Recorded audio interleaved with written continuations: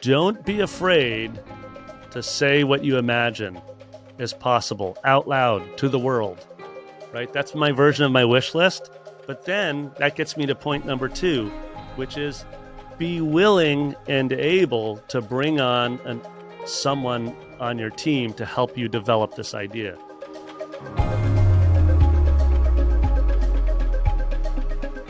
Hey, welcome back to the 7-Figure Music School podcast. I'm Daniel, this is Nate, and in this episode we're exploring a pretty big topic. One of the things that happens when you commit to recording a weekly show is that life goes on, and as life goes on, you're dealing with things in the background in life and in business, even as you have this kind of consistent schedule. I know everyone listening can relate to this because life goes on and you deliver lessons week after week after week that business runs. One of the things that's been going on in the background for Nate since the beginning of this podcast was Nate's response to the pandemic and how that impacted Brooklyn Music Factory and the facility that they had when the pandemic began. And what I'm getting at is that during the entire run of the podcast so far, Nate has been in the process of opening a new location. And actually, earlier this year, Nate actually did open that new location. Nate, what was the date of that? When did BMF officially open, the soft open? Yeah, I like the idea of an official opening. It's a soft opening. We opened with a teen open mic show on January 28th. So that's when we actually opened the space, and now we're fully functioning with classes there Monday through Saturday and birthday parties on the weekends and all that good stuff. So what's also interesting and where I think this is applicable to everyone listening here is that this is not the first time Nate has opened a new location. And so in today's episode, what we want to do is explore what Nate did opening a previous location, I think 7 or so years ago, and opening the new location that opened this year, and do kind of a comparison of mistakes that were made in the past and how Nate corrected those mistakes or did something in a better way this time. Now, I think this will be helpful for a variety of people. First off, let me address the majority of the audience. Most of you here are not in the process of opening a new location. No. And maybe aren't even interested in doing that in the future, potentially. Like you may be in your forever home right now, or you might be, you get the point. I still think there's value in this episode for you because some of the things that Nate learned and then did differently this time would be 100% applicable, whether you're in a commercial location or potentially even in a home studio, some things that you could do. However, if you are in a position where you want to be thinking ahead and you do know that there is a commercial location in your future or a second location or third or fourth or fifth location in your future, this episode will be of enormous value to you. And if you're currently going through opening a new location or in the early stages of that, I think this episode will also be of enormous value.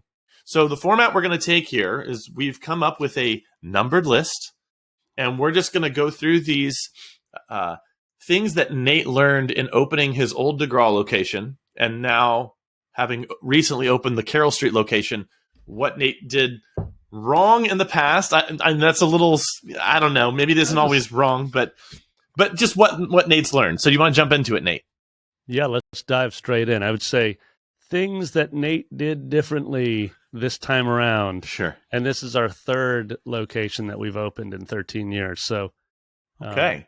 Between all of us, we hope that this is our forever home. Yeah. I like that version, Daniel. So yeah, let's jump straight in. So Nate, I think there's a logic to the list we've created. What's the first thing that you would say was something, a shift that you had in how you thought about opening your location versus this one? Yeah, I would say number one for me was that when we closed our location in March of 2020, and then eventually, we wrote a $90,000 check to our current landlord and said, you know what, we're done. We're breaking this lease by July of 2020. And we were officially homeless at that point. One of the very first things I did was change my mindset from the previous two locations where we came in and sort of retrofitted Brooklyn Music Factory to whatever was available to us. And instead, what I did was say, I want to make a wish list of exactly what I imagine in this new home. And Daniel, the thing is that it was part therapy, because I was in, there was some pain in leaving this home that we had built, that we were proud of, on DeGraw Street by July of 2020. And I had a future vision in that space. So partly it was therapy of just saying, hey, I'm going to sit down and actually make a wish list of all of the awesomeness that can happen in this new home. I don't know where we're going to find it. I don't even know yet how we're going to find it. I don't know what it's going to cost. I don't even know the size yet. But what I'm going to do is I'm going to make this list. So rather than just say, you know what, I'm going to let the market define where we're going to be, I said, I'm going to make a wish list. And let me, before we go to the next item, I actually pulled up this wish list because, I love it. By the way, Daniel, I've looked at this wish list so many times. It's basically my equivalent of a dream board, right? It's like whenever things got particularly hard in the search for in getting to opening of our new home, I would open up the wish list and be like, come on, dude, this is what's possible. Remember, this is what's possible. You wrote this in like August of 2020. A couple things on my list were like, some of them were very financial. I wanted rent to be only 6% of gross revenue, right? The national average is like between 4 and 6%, but in New York City, it's more like 12 to 25%. And our average was around 11%. So for those of you that aren't numbers people, forget about the percentages. I just wanted to spend less on rent and more on people. Right. So that was one of my wish list items, was just spend less on rent as we grow our gross revenue. Another thing that I wanted in this was, and I didn't get this, but I wanted to have a cafe and wine bar attached to it. So I had gotten so close. I had my friend who owned a great cafe. I had gotten him a lease on an adjoining building. We were going to knock the wall down and everything. But that was one of the items on the wish list that I had to let go of. One thing I didn't let go of was I wanted to be able to play 24/7 in this building. I wanted the soundproofing to be so good that I never thought about my neighbors, except for to just invite them into a show. I never wanted there to be any issue there. That's something that we totally achieved in our new space. I can go play there now. I can go play there at 3 a.m. Okay. I have a question. Examples. I have a question. Yo. This sounds like such a great thing and potentially even an obvious thing. Why didn't you do this when you opened your previous 2 locations? What was different in your mindset that you didn't think this was possible? Okay, so if I go back to our original location, I think that's primarily due to the fact that I was a rookie entrepreneur. I didn't really understand that. I didn't understand space yet. I didn't understand the value of space quite yet. I definitely didn't understand the commercial leasing market. And so all I was doing in my first 3 years of Brooklyn Music Factory was just trying to figure out how to meet demand by basically renting or subletting rooms from whomever would give them to me. Right. So I think that first error was maybe not an error at all. I think it was maybe just growth through experience and understanding what's possible. So here's the question I have for you then about that. If you felt like you were under pressure and you just had to act, what if there's someone out there listening to this who also feels similarly? Like, could you have done something different for those other 2, Nate? Would you have had the luxury to actually,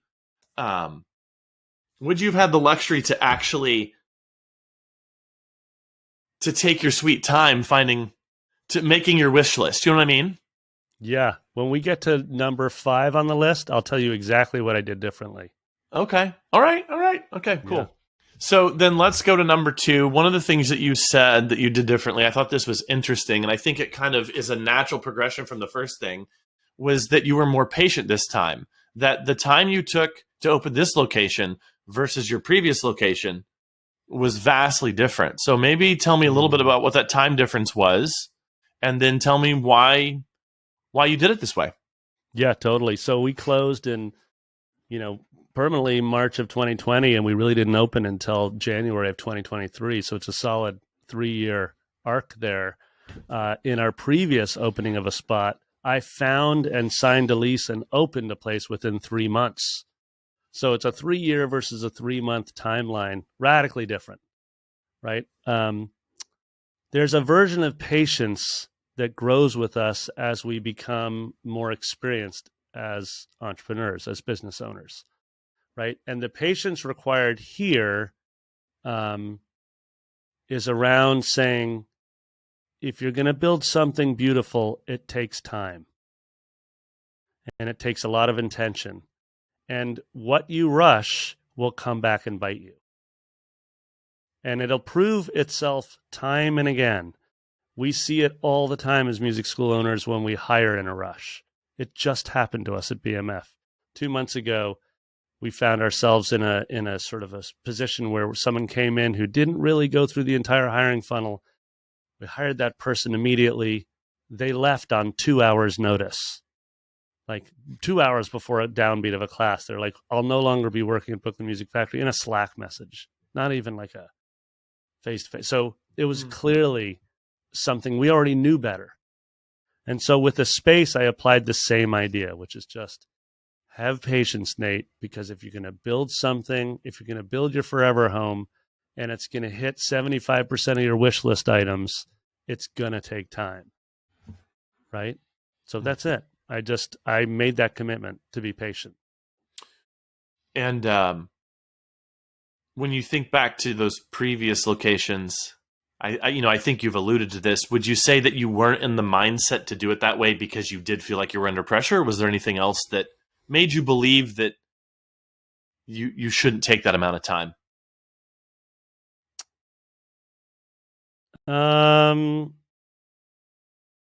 There's a couple things. Number one, if you think you're going it alone, that's when you make accelerated poor choices. So the first thing that changed in my mindset was realizing that I had a team of really smart people that I should be leaning on and asking for advice at the rate at which they would respond with a meaningful response. Mm-hmm. So just because I'm I consider myself a fast thinker who loves to improvise and talk through ideas, that's not how everybody else operates. So for example, Jessica, who's been with BMF through all 3 locations, has very strong opinions about what needed to happen in our new location.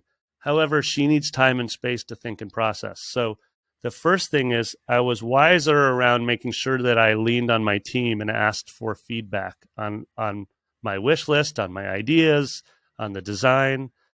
The second thing, honestly, Daniel, and this sounds sort of like abstract, but it's not, I literally reminded myself to practice patience daily. In all aspects of this building. Things would go totally awry, which they did dozens of times. And I would ask myself, for example, I would sort of like practice exchanging self with others. I'd be like, well, I wonder what's going on in this contractor's life. Why does he need a little bit more patience from me right now? There's probably a good reason. So let me give him the benefit of the doubt and practice patience today. And 9 times out of 10, of course, there's a good reason. Like they want you to succeed just as much as you want to succeed. So anyways, that's the other piece is like there is a real practice there. And you do have to ask yourself, how patient are you going to be today? You know, so anyways, that's something that I found to be extremely valuable. Well, what I'm seeing here, and I think it is also present in the next one, which I think we should go to. But the observation I'm making as I'm hearing you say this, because again, we didn't go into depth as to what you were going to say before we hit record today. But what I'm seeing is that there was more creativity and openness in your thinking. That just even in the previous 2 and in the next one, it's like back when you opened the previous locations, you had a narrow range of belief as to what was possible, and those narrow guardrails really set the limits on what you thought was possible. Whereas in the new location, what it feels like to me is that you were open to a lot of things that you didn't even consider possibilities before. Like, Mm-hmm. it actually is possible for us to maintain a 7-figure business and not even have a location and not really be doing a lot in terms of online lessons. Like that, like 3 years you had no location. Now I, got to see your temporary space when I was at, when I stayed at your place last fall, which, by the way, we recorded 2 episodes while I stayed with Nate, episode 46 and 48. You should go check those out. They're about systems and how to run a systems-based business. We recorded them in Nate's space there.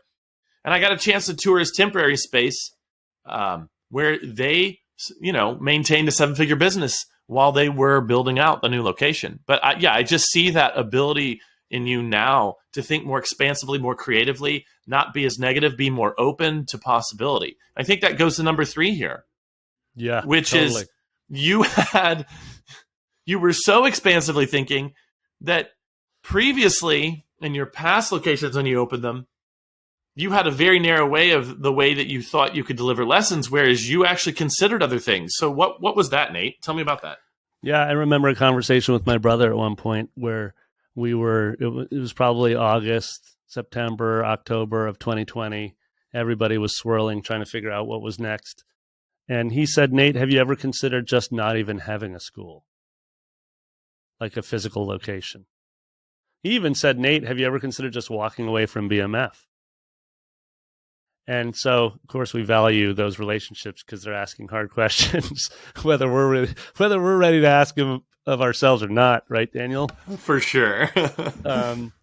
And so I actually sat down and contemplated what it would be like to decide to no longer have a physical space, no longer have a community room that I would walk into like I'll do today and play drum circles with my students and all of the students at BMF. And I sat down and I really did that thinking. I was like, what would it actually look and feel like to stay online full time and how would we build that community? And I'm going to share a note that I look at regularly, Daniel, right now, which is just called Making a Decision. And it's something that I don't even remember. I made it like 4 years ago, and I read it with some regularity.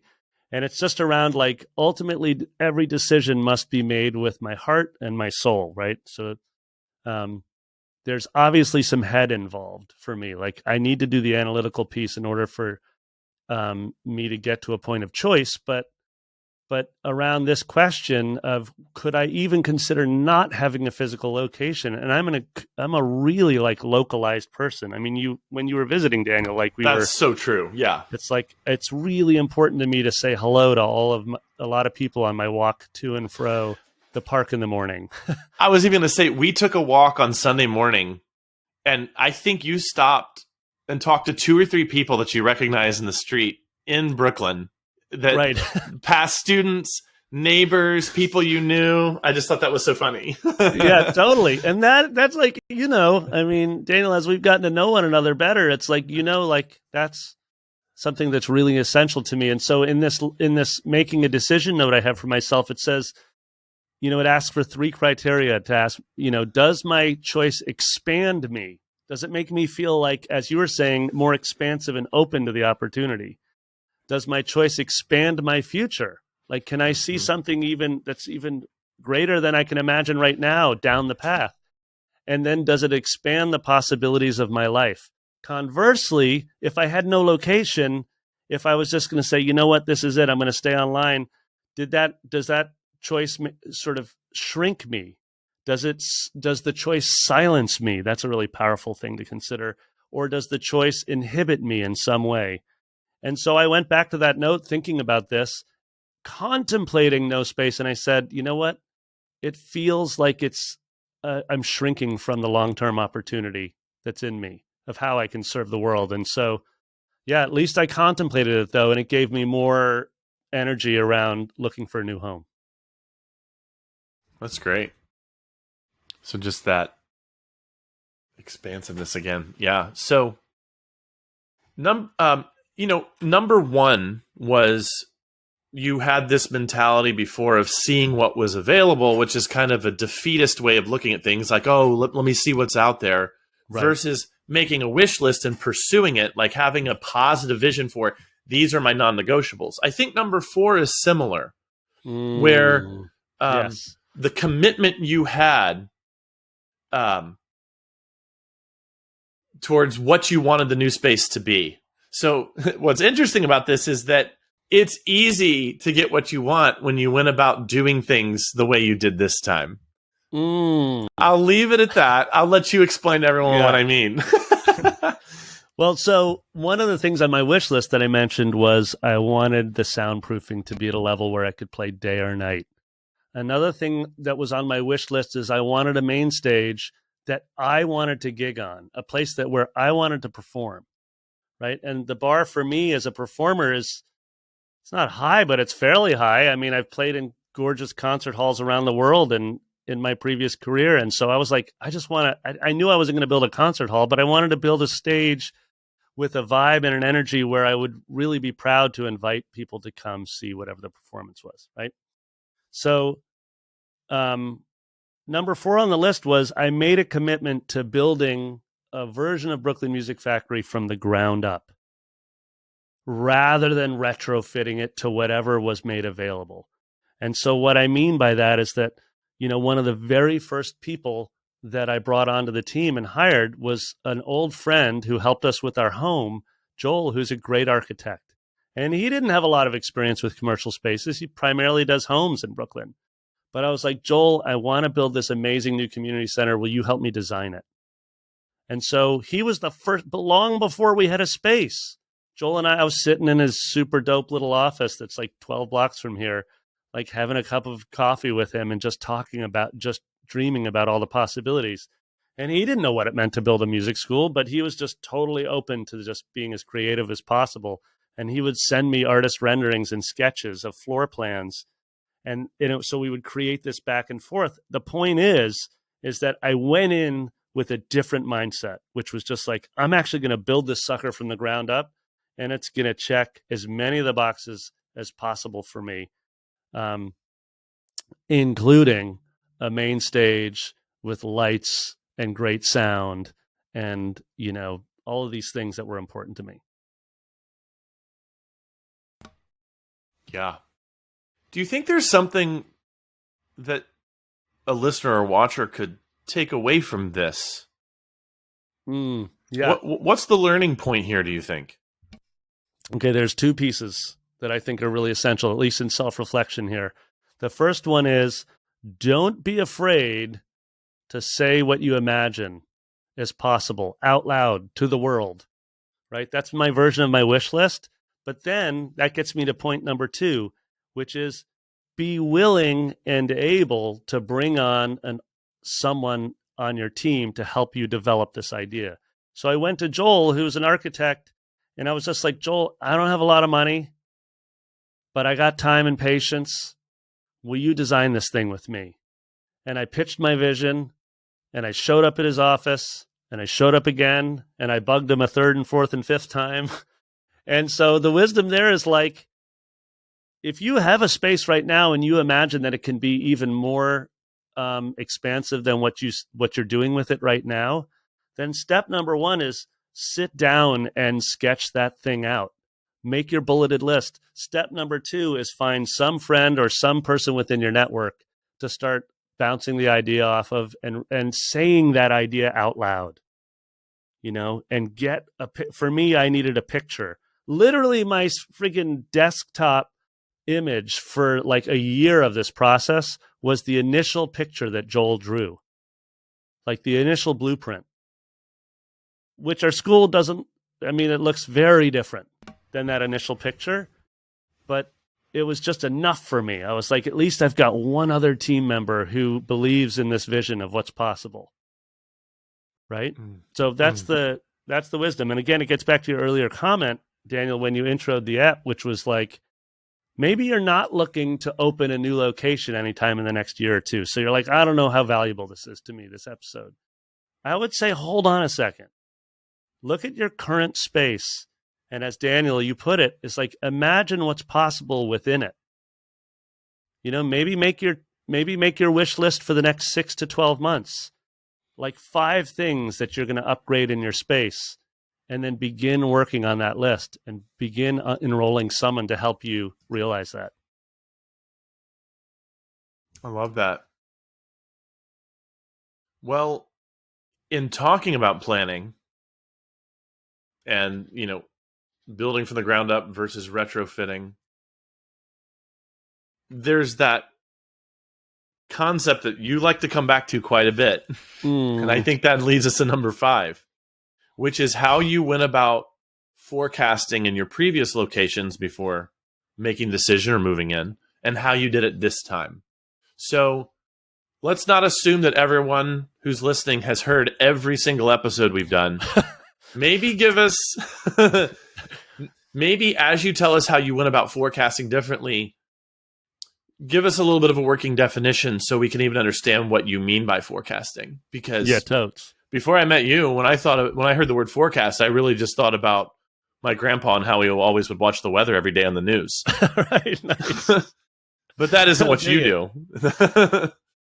I think like a simple definition of forecasting that we've shared in a previous episode around financial fluency and just sort of developing that piece is saying like taking the time to look at historically what your school's done. So let's say you've grown from 50 students to 100 students over how many months or years, and then taking that information and trying to map out a future, the next year, the next 3 years based on that previous trend. So you can do that with all kinds of data points. You can do that with the cost of a lead. You can do that with your retention numbers. You can do that with lots of different things. So in the case of looking for this current home we're in, previously, Daniel, I'm going to be honest, that first home, there was no forecasting really. I mean, I remember the first time that I was in a business class and it was a financial piece, and the guy teaching it was this guy who had owned this graphics design company, and he was doing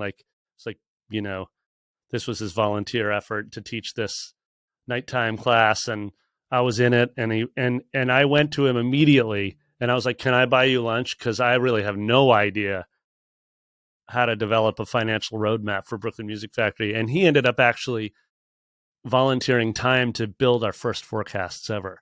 And so I was like all ears and all eyes and trying to figure it out. And since then I've tapped a bunch of friends in my network and definitely spent some time and money on learning how to do it better. Anyways, the difference from school number 1, BMF location number 1 to BMF location number 3, in BMF location number 3, I made a 10-year forecast. I said, where am I going to be by 2030 or 2032? Wow. If based on how many students we had when we closed Brooklyn Music Factory in March of 2020, which was 670 enrollments, I knew it was going to take time to build back up to that number once we opened our new space. I think we're at 3, I can't remember where we're at right today, but like 350 or somewhere in there. We'll be at 450, between 450 and 5 by the autumn, right? And then here's the interesting piece is that in that forecast, I was looking at one primary number, which was what I talked about from one of the pieces from my wish list. I looked at over 10 years, what percentage of the total gross revenue is going to have to go to paying for this new location, both paying the rent of the new location and then also paying for the build out of the new location, which we will have spent between $500,000 and $600,000 building this new location. So $500,000, a little bit over that. And so what I did in a forecast was I said, Nate, what's your goal? My goal is I'd love to spend around 6% total over a 10-year trend on rent and build out, right? And so I just built this forecast and said, okay, well, what can I actually afford? What kind of lease do I need to sign? How much money can I invest in a capital build out? So that was a radically different version of Nate that showed up to this location than showed up to my first 2, honestly, Daniel. Like, I think if I did any version of a forecast, even for our location that we just closed in March, it was maybe a year. It was like, can I make rent in year 1 and 2? And so I don't expect our listeners to be doing 10-year forecasts. Sure, there's a couple of you guys, and you're probably already reaching out to Daniel and I and being like, I love this part. I love this episode on financial fluency. But I would say 99% of you are like, Nate, I'm not building a 10-year forecast because I don't even know where to start. That's fine. Don't worry about that. But rather think, what are the few numbers that you can understand in your business, and just sort of begin to try to predict the next 1 to 3 years of those numbers. Yeah. Rent is a great place to start. Yeah. And I would just say that for those of you who are listening, who you hear Nate say you probably don't know how to do that, or you even wonder about the need for doing that, reach out to us. We've been working with studio owners over the last year and working on their forecasts, and it has radically helped shape their business and help them make more mature decisions. And when you have that guide, when you have that support, it really cuts down the time that it takes to learn what it is and learn how to do it correctly. And then more importantly, you fast track that wisdom to understanding how to apply what you've learned and make better decisions for your school. So reach out. There's many different ways you can do that. Email on the growyourmusicstudio.com website. Send me a Facebook message. Send me a YouTube. Well, leave me a comment on YouTube. Wherever you want. We'll be happy to work with you on that, as we have with many other school owners.